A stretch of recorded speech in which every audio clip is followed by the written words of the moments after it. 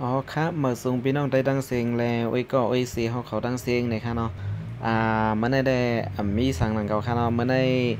อ่มีแอปดีลีมาแนะนำมาหลัดเนี้ในค่ะเนาะตอนตาได้ก็เขาสนใจใครได้เพ้นภาษาแขภาษาอังกฤษจะนั่นในค่ะเนาะมันได้ก็เหมือนซึ่งแอปที่ค้าเข้าใจในค่ะเนาะ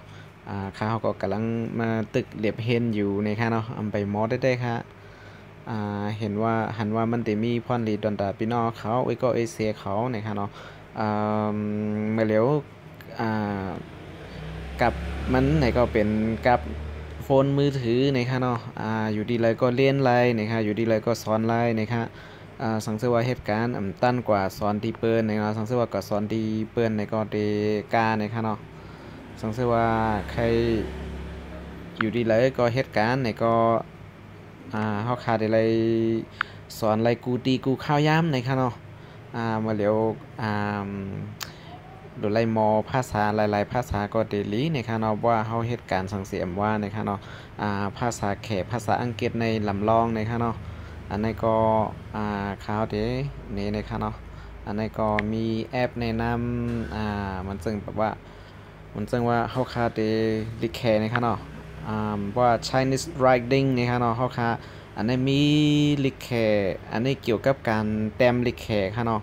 อันนี้ครับมีเจ้าในตั้งนำตั้งหลายนะครับเนาะเขาคาก็โหลดเอาใน Play Store อะไรง่ายๆนะครับเนาะแต่ว่ามังคุยกันมังแอปในก็มันเตให้เขาเจอจำตัวเสียแล้วก็ให้จ่ายเงินนะครับเนาะเลยซื้อเอานะครับแต่ว่ามังแอปก็เลยซื้อนะครับเนาะ อันในเมื่อในก็ค้าเฮาได้ก็ได้มีแอปมาอันที่ค้าเฮาเจอแลถูกใจอีกนึงนะคะเนาะมันนี่พี่น้องเขานะคะอันในค่ะเนาะมีอันใน Land Chinese นะคะเนาะอันรูปกวนเทาหนวดขาวนะคะนะอันในก็ตึกเจอเสียเรเพนอยู่นะคะเนาะเด็ดจอยไลน์ตอนตาพี่น้องเขาเจออันมีพื้นฐานมีอ่ภาษาอังกฤษหมอภาษาอังกฤษอีออดในก็หมอออกเสียงไล่ในก็เตมีพรลีนี่ค่ะเนาะแล้วก็อ่าตอนตากวนดีหมอลิกไทยในค่ะเนาะใจลิกไทยเสียเล่นในก็ลายอยู่ในค่ะเนาะตอนตาลิกไทยเขาได้คออำไปมีนะครับอำไปหันนะคะอัปเดมีอ่ค่าห่อมหันก็เป็นไรนะคะเนาะอันนี้เขาคาก็โหลดมานะคะโหลดมาเยอะกว่าเปิดด้วยนะคะเนาะอันนี้ค่ะนะเป็นแอปอันนี้ค่ะ โอ้มันจะมีหลายตอนกับเหนียวนั่นค่ะนะอ่าแอปในมันจะมีนำในค่ะเนาะอันในสังเสว่าเฮาคาสอนตอนหนึ่งยาวในค่ะเนาะสังเสว่าเฮาสอนไรโป้นเฮาดีกว่าแทงตอนหนึ่งในก็สองตีไล่ในค่ะเนาะสังเสว่าเฮาไปเรียนตอนหนึ่งเฮาคำตอนสองในก็อำไล่ในค่ะเนาะอันในก็อ่อนตั้งสุดในแอปในก็ดีลัดในเป็นการเจอพินอินในค่ะเนาะอันในค่ะนะ อันในสตาร์ทกว่าอะไรค่ะเนาะบึ๊บออกก่อนมันจะมีตอน1 2 3นะคะเนาะ4นะคะมีตั้งเสียงตั้งสังนะคะเนาะอันในเขาค่ะก็ค่ะเขาอ่าเรียนสอนสีป่นกว่าเย้านะคะเนาะอันนี้ก็มา pieces 1อันนี้ก็ pieces 2อันนี้ก็เกี่ยวกับครอบครัว family นะคะเนาะอันนี้เกี่ยวกับสัตว์อาหารเกี่ยวกับตัวเลขซึ่งในค่ะเนาะ อันนี้ก็ค่าเฮาได้ก็ป่นกว่าเอ็ดหนึ่งเย้านะคะเนาะอันนี้ก็เป็นแอปที่อันดีจ้านี่ครับอันดีได้ๆครับตอนตาพี่น้องเขาเจออันเคยเลเพนภาษาแขนี่ค่ะเนาะอันนี้ก็เป็นอันค่าเฮาเจอจำด้วยแลถูกใจในมาลัดในพี่น้องเขานะครับอันนี้ค่าเฮาตั้งแต่ค่าเฮาเห็นสอนมาในถึงที่present tense ในค่ะเนาะอันนี้ก็อันตึกสีเทาๆใน อันในหมวนๆในค่ะนะอันในยังเรียนอันไปไล่นะคะเนาะเฮาคาตีไรผ่านดีอันเป็น president ที่สีเขียวในก่อนในค่ะเนาะสังเกตว่าเฮาคาเห็นสอนอันในเย้าตัวเย้าในเพราะว่ามันป่วนจันเย้าในก็เฮาคาก็ตีไรเรียนสอนที่ past tense อันใน future tense อย่างในค่ะเนาะกว่าติ๊กๆในค่ะเนาะอันในก็มีดังนำค่ะเนาะอันในก็ได้มีอยู่หลายอันนะคะอ่า อันนี้เฮาคามาปุ่งจามมันในค่ะเฮาคาเขาด้วยอันนี้นะครับเนาะอันนี้ก็เต็มมาเป็น lesson 1นะครับเนาะในหนึ่งตอนนี่เต็มมีอยู่3ค่ะนะ อันนี้ค่ะเขาก็ได้สตาร์ทที่ในนะครับอันนี้ก็ to wait for อันนี้ก็ตาเป้านะครับเนาะอันนี้เขาคัดด้วยก้นเป้านะครับเนาะอันนี้ตอนเกี่ยวกับการเป้าการนั่นนะครับเนาะอันนี้ก็จะเป็นตึงนะครับเนาะตึงก้นนั่งบนเก้าอี้ก้นนั่งหนึ่งของเสเป้าอยู่นั่นนะครับเนาะอันนี้ค่ะเขาคัดตึงนะครับเนาะอันนี้จะมีเสียงออกให้จอมนะครับเนาะเสียงป้านะครับปุ้ยย่อเขาคัดก็กดเช็คที่ในค่ะนะสังเกตว่าเขาใครติ๊กถ่อมด้วยเสียงจน洗澡อันนี้洗澡อันนี้สาวเจ้าอันนี้ผมว่าหาของขนาดหานะครับอันนี้聊天อันนี้อุบโอ้กันนะครับเนาะอันให้มาตั้งเหนือนี่เป็น to wait for นะครับเนาะตอนตากวนตีมีพื้นฐานภาษาอังกฤษอีกหนึ่งนะครับเนาะจงได้เรียนสอนอะไรค่ะนะอันนี้เขาก็มาทางดีนางเปิดอยู่นะครับเนาะเขาก็เช็คอันนี้ก็อะไรว่า我在等你แล้วก็มาถึงตอนหนึ่งนะครับ我在等你I'm waiting for you นะครับเนาะอันนี้ค่ะนะเขาก็ได้เรียนได้เลิกดีอันจีนแหล่ดังภาษาอังกฤษในแมนกันนะครับเนาะ我在等你等คือป้ายค่ะเราใจอยู่ดีนะนะครับเราป้ายคุณตึกเป้าไม่อยู่ดีนะนะครับเนาะอันนี้ก็เลือกอันนี้ค่ะแล้วก็เช็คค่ะอันนี้อะไรว่าผ่านค่ะเนาะอะไรว่าป้นนะคะสังเกตว่าถูกนะคะเขียวในขณะสังเกตว่าถูกในจะเป็นสีแรงขึ้นมานะคะเนาะอันนี้เขาก็กวาดแท่งค่ะอันนี้ก็เป็น to look for นะคะเนาะอันนี้คณะเขาหาอันนี้ก็เป็นเจ้านะคะเนาะเจ้าอันนี้ next คำอันนี้ก็เขียวค่ะผ่าน我在找我的钱包อันนี้ค่ะนะ我在找我的钱包ตึกหาแอบเงินอยู่นะครับเนาะเกาตึกหาแอบเงินเกาอยู่นะครับเนาะอันนี้ก็เขาคาได้เลยมาอันนี้มันติดสูงขึ้นมาอีกเนาะค่ะนะปุ๊บมือแตงได้ก็มันติดง่ายๆอยู่ค่ะเนาะอันนี้ก็เขาคามาลึกป้องภาษาอังกฤษได้นะครับเนาะI am looking for my wallet นะครับเนาะอันนี้ก็ฉันเบานี่คืออันนี้ก็เป็นแอบเงินนะครับเนาะค่ะก็ปึ๊บอันนี้ถูกค่ะนะเจ้าอันนี้ค่ะอันนี้ก็เย่าเดี๋ยวมาสอนตัวแม่มันติว่าเจ้านะครับเนาะอันนี้ก็ไล่แต้มมันค่ะนะปึ๊บปึ๊บอันนี้ค่ะเขาคามาเต็กตีในนะครับเนาะหลักอันนี้ค่ะเนาะแล้วก็อันนี้นะครับอันนี้ค่ะอันนี้ก็มันถูกปึ๊บอันนี้ค่ะอันนี้อันนึงนะครับเนาะแล้วก็อันนี้ค่ะปึ๊บอันนี้ก็ถูกนะครับเนาะอันนี้ได้ก็สังเกตว่าเขาหูลายแต้มมันแนวไหนเขาค่ะก็กว่าแต้มใส่ในจะอุกเสียอันนะครับเนาะตอนตัดตีต้องนะครับเจ้าอันนี้หาค่ะ我在等你我在等你เขาค่ะก็ได้เลือกอันนี้ค่ะเนาะ我在等你สังเกตว่าอันไปอ่านมาลิเคไลน์เนี่ยก็อ่านภาษาอังกฤษก่อนนะครับเนาะหัวใจตึงหนีเรื่องอันนี้ค่ะนะอันนี้หัวใจเจ้าหนีในตั้งเหนือในกำลังตึกหาอยู่นะครับอันนี้หัวใจตึงหนีตึกไปอยู่นะครับอันนี้ก็ตอนหนึ่งI'm learning Chinese now นะครับอันนี้ตึกเห็นภาษาแขอยู่นะครับเนาะอันนี้ก็现在我在学汉语นะครับเนาะอันนี้ครับต้องเดี๋ยวเลยใส่เส้นไส้ในด้วยนะจอมนะครับเนาะตั้งแถวตั้งเลยนะครับเส้นไส้ในnow นะครับเนาะ我爱在学 learning 汉语นี่เป็นภาษาเขตนะครับเนาะ现在我在学汉语นะครับ现在我在学汉语เขาลาดกูวันในเสียงต้องได้เหมือนคืนนะครับอันนี้เขาก็เสียงอันเป็นไรนะครับเนาะเด็กก็พอเข้าใจการเรียนการสอนอันนี้นะครับเนาะอันนี้ to take a shower อันนี้อาบน้ำนะครับ洗澡นะครับเนาะอันนี้ก็กว่าแทงตอนค่ะ现在他在洗澡现在他在洗澡มันนางตึกอาบน้ำอยู่นะครับเนาะอันนี้ก็she took a shower just now a shower now she's taking a shower now อันนี้ค่ะเนาะเป็นอันแถวใต้นี่ค่ะนะสังเกตว่าพิษในก็ว่ากันนะครับเนาะบึ๊บถูกต้องปึ๊บเสาอันนี้ก็สังเกตว่าปึ๊บตรงว่าสามมันตั้งเหนือแล้วก็ตั้งใต้ในหมู่ปึ๊บ อันนี้ก็มีอยู่3อันปึ๊บอันนี้ทั้งอันอันนี้ทั้งอันปึ๊บอันนี้ตรงว่าทั้งอันแล้วก็มู่ปึ๊บอันนี้เจ้าเนี่ยครับว่า我在等你หัวใจเติงนี่อันนี้ก็ที่เลยลัดได้ค่ะนะเรียนสอนเนี่ยผมก็แล้วก็มันที่ให้เลิกนะครับเนาะให้เลิกแล้วก็ที่ให้เต็มตัวแม่มันนะครับเนาะแล้วก็ให้ลาดจอมนะครับเนาะมีดัง4มิลกับเดียวค่ะเนาะอ่านเลิกเต็มลาดนะครับเนาะอันนี้ก็มี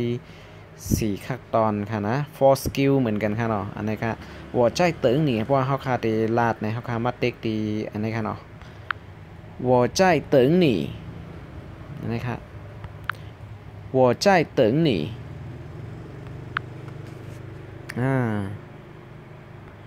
หัวใจเติงนี่อันนี้ can do is now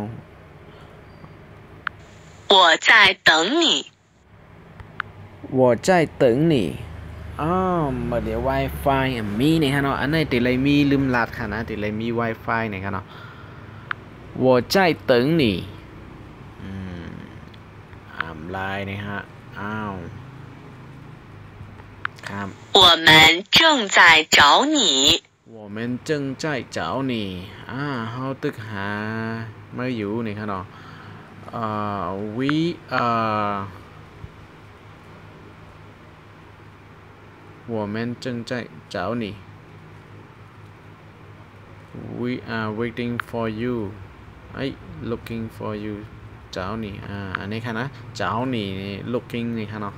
ปึ๊บอันนี้ถูกแล้วก็ I'm taking a shower 我正在洗澡อันนี้ค่ะเนาะปึ๊บ我正在洗澡นี่ค่ะแล้วก็他们正在看电影นี่ค่ะอันที่ไหนค่ะเนาะปึ๊บ他们正在看电影เขาคัดเลือกใส่ให้ถูก正อันนี้ก็เจิ้งปึ๊บอันนี้ค่ะเนาะปึ๊บอันนี้ก็เจิ้งอันนี้ก็เวกตึงอันนี้ก็เลือกให้ถูกนี่ค่ะเนาะ他正在等你他正在等你อันนี้ค่ะเนาะปึ๊บค่ะอันนี้ก็เป็นอันง่ายนี่ค่ะเนาะกว่าติ๊กนี่ค่ะเนาะอันนี้เล่นดีค่ะเนาะอันนี้ก็แนะนำพี่น้องเขาเนี่ยฮะอันนี้เขาที่ออกกว่าก่อนในกันเนาะโกวิดีโอมันยาวนี่ค่ะอันนี้ก็มาตอน2ตอน3ตอน3ในเดลัดตั้งหมดนะคะตอน2ในก็เดให้เฮาต้องตัวแม่มันอันนั้นก็เสียงออกมานะคะอันนี้ก็เหมือนจังหนังเฮาคาเฮ็ดกว่าเมื่อไกลนะคะเนาะอันนี้ตอน1นะคะ lesson 1นะคะเนาะค่ะอันนี้ก็เขาออกกว่าก่อนนะคะเนาะเป็นอันแอปอันรีใจอันนึงนะคะแล้วก็เดมีแทงอันนึงนะคะเนาะอันนี้เขาใจอยู่เหมือนกันนะคะเนาะอันนี้ land writing Chinese นะคะเนาะอันนี้ค่ะอันนี้อันไปลงค่ะเนี่ยเขาลงไว้ตัวไหนเขาลงไว้ตัวนี้ค่ะเนาะปึ๊บเหมือนกันค่ะนะอันนี้ค่ะ open ปึ๊บอันนี้ค่ะนะมันจะมี lesson 1 2 3 4มีดัง3-4 อันค่ะนะอันนี้เข้ากว่าตอนนึงในก่อนนะครับเนาะในตอนนึงในเยาก็จะมาแยกจะมามีหัวคอย่อยๆแทงตั้งน้ำนะครับเนาะอันนี้ก็เข้ามา lesson 1นะครับตอนนึงปึ๊บมีตัวหนังสือตัวลิกมันตั้งน้ำตั้งหลายนะครับเนาะอันนี้แค่1ตอนค่ะนะสังเกตว่าเขาคาจบกว่าอันนี้เอามาตอน2อันนี้ก็มีดังนำค่ะอันนี้ก็มาตอน3นะครับเนาะมีดังนำตั้งหลายสังเกตว่าเขาอ่านไล่หมดเนี่ยในได้ก็ไล่ว่าภาษาลิกแค่3,500 ปากตัวใช่ไหมคะนะไล่ว่าพี่น้องเขาเป็นเหยียบอย่างขึ้นตั้งหมดเท่าในค่ะเราสังเกตว่าไล่หมดค่ะนะแต่กุ้ยกะว่าเขาว่าได้ไล่ครึ่งหนึ่งก็เป็นอันเจอไล่หลีนี่ค่ะเนาะหมอหมดก็อัปเดตไลน์อยู่ค่ะเนาะ ไข่หมอมดในก็เต็มไปมีก้นหมอมดมันไรนี่ค่ะเนาะมันนำนาค่ะนะ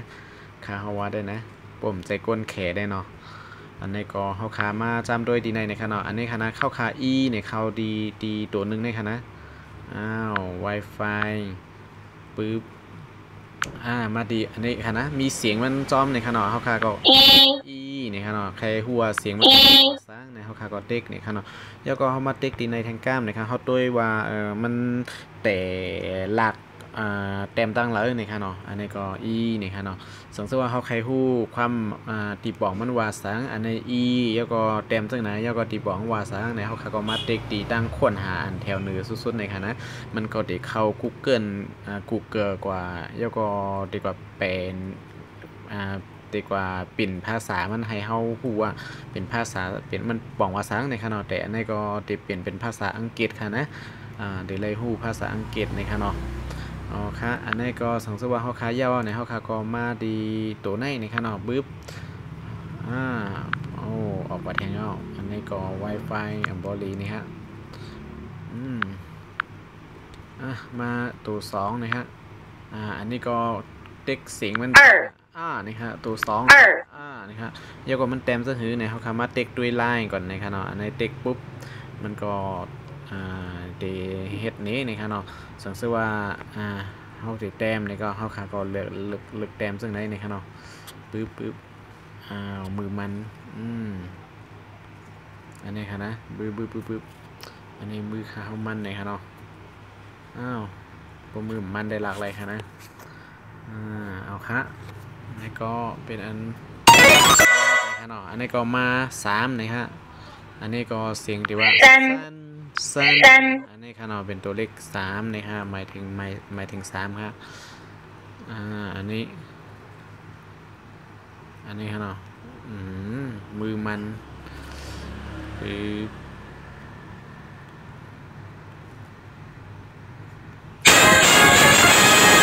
แทงตัวนึงนี่ค่ะเนาะอันนี้ก็ชื่ออันนี้ก็เป็น10นี่ค่ะเนาะปึ๊บ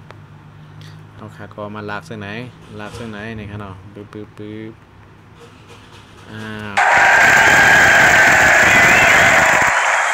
อันนี้ก็มู่อันนี้มู่ในบอกว่าเป็นต้นไม้นะครับเนาะสงสัยว่ามู่ในก็เด็กตีวงกลมๆแถวดังเหนือในค่ะนะเด็กเข้ากับที่ Google สิบอกว่า tree นี่เป็นต้นไม้ในกำเนียวค่ะเนาะอันนี้ก็เข้าคาเด็กด้วยก่อนอันนี้ไล่หลักมันในดิหลักซ้ายกว่าขวาหลักเหนือลงตาในค่ะเนาะแล้วก็มาซ้ายแล้วขวาในค่ะอันนี้ค่ะอ๋อค่ะอันนี้ก็เป็นแอปลีอันนึงลองพี่น้องเขาลองจำหลุดมาตัวเสียเจอตัวนี่ค่ะเนาะตอนตาพี่น้องเขาที่อันสนใจความแขเล่นลิกแขนั่นนะคะเนาะเย้าก็อันนี้มีทางอันนึงค่ะอันนี้มีแอปตั้งนำในค่ะเนาะสังเกตว่าพี่น้องเขาใครจำด้วยต่างอันในก็ไล่ในค่ะเนาะเขาได้ก็หลับนี้ล็อกไล่มันว่าเมื่อเลี้ยวกว่าเล่นดีเลยก็ไล่ว่าเข้าย่ำแล้วสังเกตว่าเขาตั้นเมื่อแล้วมีมือถืออันเร็วก็เล่นภาษาจีนแล้วในค่ะเนาะภาษาแขในค่ะอังกฤษก็หนังนั้นในค่ะเนาะอันนี้ก็สังเกตว่าเขาหมออังกฤษในเฮาค้าก็หมอความไทยในตอนแต่พี่น้องอยู่เมืองไทยในเขาเนาะมาเมืองไทยในก็เฮาค้าบ่หมอลิกไทยในก็เฮาค้าก็พิมพ์เขาป้อเขากว่าเรียนภาษาจีนนะครับภาษาจีนในค่ะเนาะพิมพ์เขากว่าจังไหนค่ะนะปึ๊บเมื่อเลี้ยว Wi-Fi มีปึ๊บWi-Fi ก็ใกล้หลุดนะครับเนาะ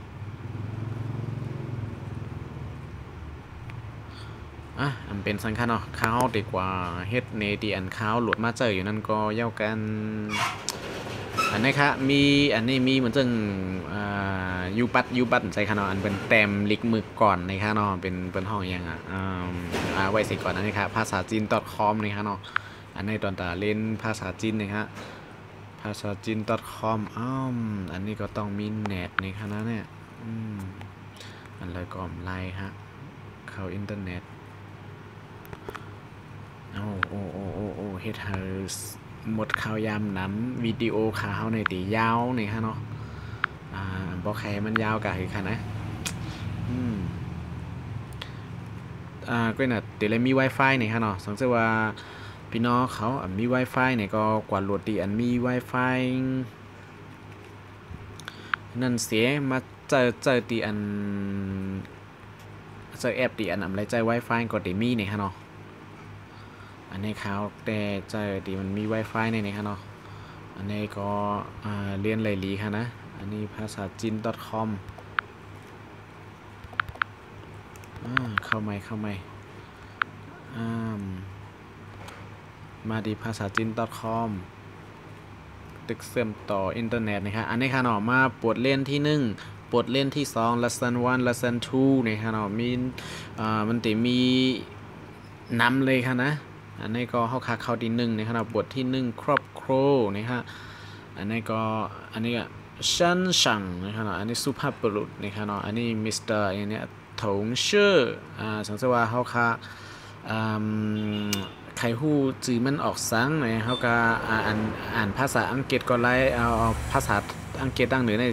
เสียงออกมันในขณะเป็นพินยินนะครับแล้วก็อันในกลางในเป็นจื่อตีปองมันจื่อออกเสียงออกมันเหมือนกันนะครับเป็นเสียงลิกไทยนะครับแล้วก็อันนี้ครับเขาเด็กดีชันชังนะครับเนาะมันได้ออกมาเป็นจังไหนแล้วก็ว่ามันจะจังหือนะครับเนาะมีตัวลิกแขออกมาว่าชันชังใน2 กัมนะครับเนาะแล้วก็มันจะมีตัวลิกว่าเจ้าจังหือในให้ตัวแถวนึงครับสุภาพบุรุษและสุภาพสตรีทุกท่านนะครับเนาะอันนี้ก็คือ各位先生和女士อันนี้ก็นะ各位อันนี้ว่านะทุกท่านค่ะนะทุกคนกูโก้นะครับเนาะ先生และ先生นี่คือ Mr. and Mrs. เป็นแบบท่านคุณท่านชายท่านหญิงทั้ง2ก้อนะครับเนาะเกื้อเว่นะทุกคนนะครับ everybody นะครับเนาะhello everybody lady and gentlemen นะครับเนาะซึ่งภาษาอังกฤษเขาคณะสวัสดีครับทุกท่านอันนี้ครับเนาะจะเป็นภาษาไทยนะครับอันนี้ครับมีตั้งนำตั้งหลายนะครับเนาะอันนี้ถงเฉวยนี่ก็เป็น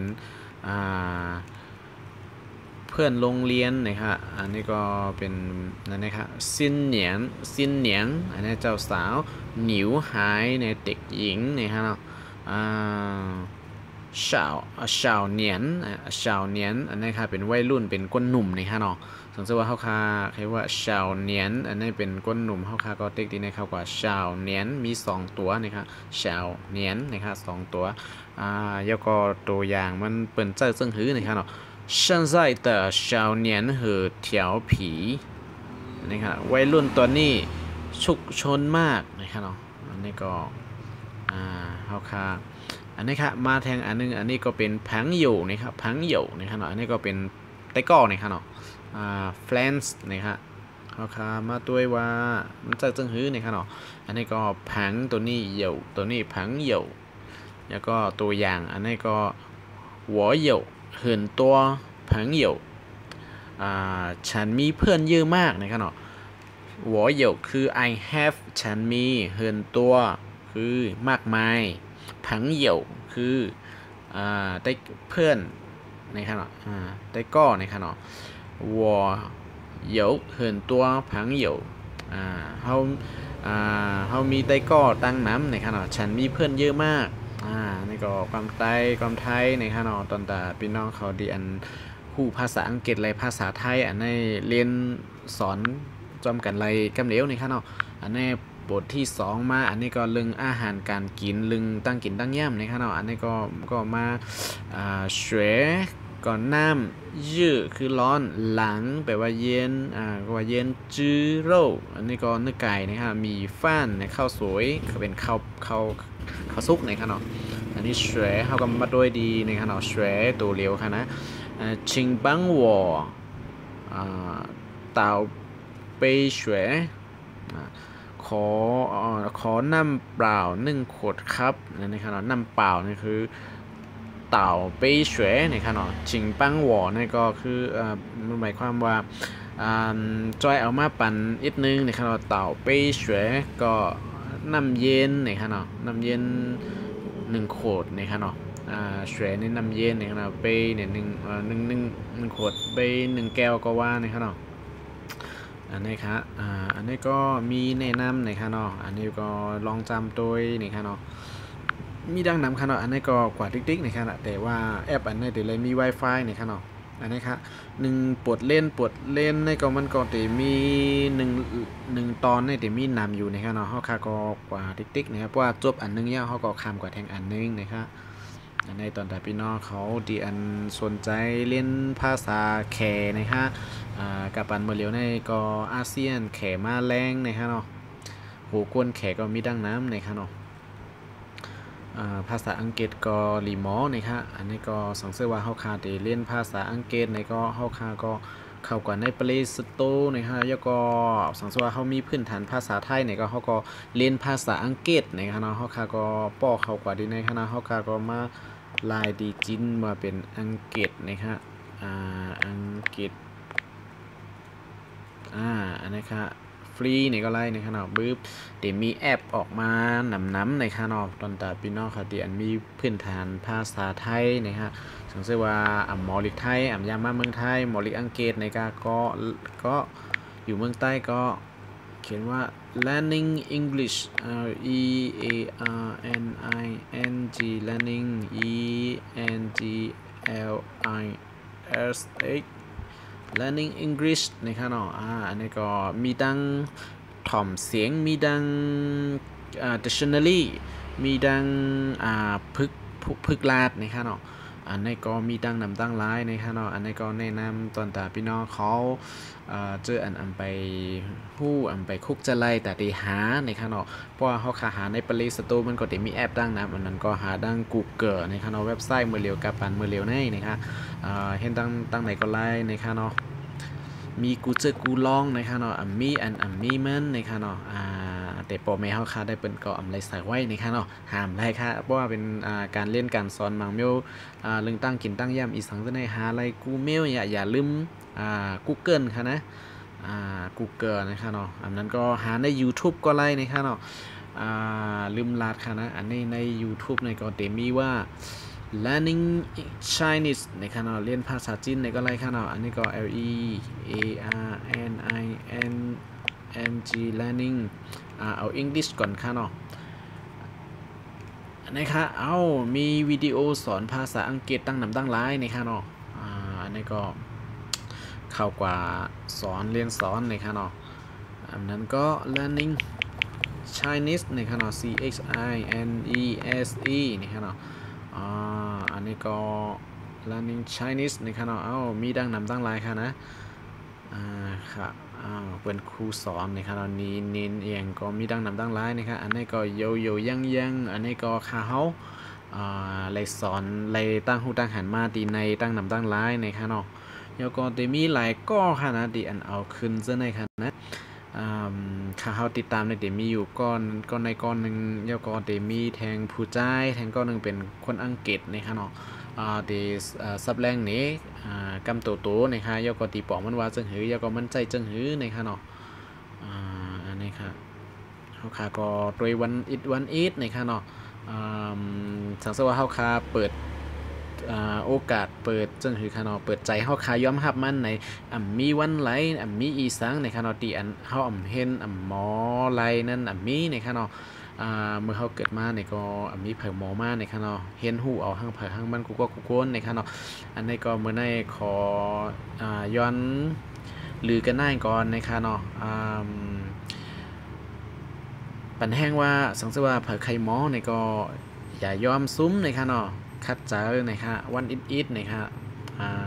ดีกว่าเล่นเกมจึงเขาหาโปเกมอนโกอยู่เมื่อเลี้ยวในค่ะกำลังมาแห้งอยู่ในค่ะเนาะเขาขามาเรียนภาษาอังกฤษภาษาแขกดีกว่าในค่ะเนาะค่ะขอย้อนให้พี่น้องเขามีดังซื่อใจในการเรียนภาษาแขกภาษาอังกฤษกันให้หมอห้างผาห้างมันสิกรรมในค่ะเนาะลืมลาดอันนึงค่ะนะสังเกตว่าฮูอีออเดียวเนี่ยก็ด้วยเงาต้งที่เป็นเงาต้งอังกฤษและแขค่ะเนาะสังเกตว่าสนใจแขเนี่ยก็ด้วยอันเขารัดความแขนั่นในค่ะนะแล้วก็ถ่อมกวนในค่ะนะดูเจิงดูหนังค่ะนะหนังจินซีรีส์ที่อันยาวๆมันเขารัดต่อกันกวนนั่นในก็เตมีดังน้ำในค่ะเนาะ ตอนแต่เมื่อให้ย้อนก็น่าก่อนนะคะเนาะมาสูงค่ะเนาะตอนวันนามามีสังกอตีในน้ำนะคะอย่าลืมติดตามYouTube Channel ของค่าเฮานะคะเนาะมาสูงค่ะ